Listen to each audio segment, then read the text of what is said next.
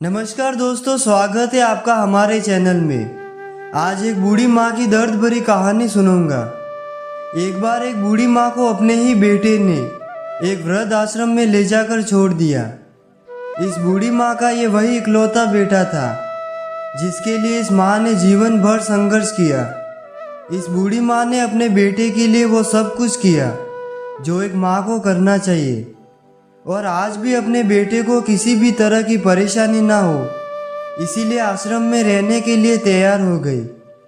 वृद्ध आश्रम में रह रही माँ हमेशा अपने बेटे को याद करती, मगर बेटा साल में केवल एक बार ही उसे मिलने जाता या फिर फ़ोन पर बात कर लेता। ऐसे ही कई साल बीत गए। एक दिन वृद्ध आश्रम से बेटे को फ़ोन आया।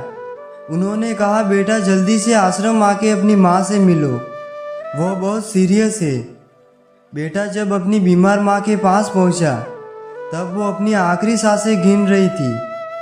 बेटे ने अपनी माँ से उसकी आखिरी इच्छा पूछते हुए कहा, माँ मैं तुम्हारे लिए क्या कर सकता हूँ, मुझे बताओ। माँ ने कहा, बेटा इस आश्रम में गर्मी और मच्छर बहुत ज़्यादा है, यहाँ पर कुछ पंखे लगवा देना। फ्रिज ना होने की वजह से यहाँ पर हम बूढ़ों को कई बार भूखा पेट ही सोना पड़ता है, क्योंकि किसी ने दिया हुआ खाना खराब होने से नहीं बच पाते।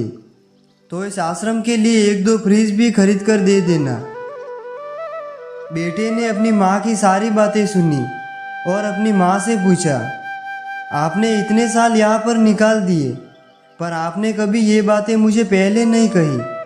अब आपके पास समय भी नहीं बचा, तब आप ये सब कह रही हो, ऐसा क्यों?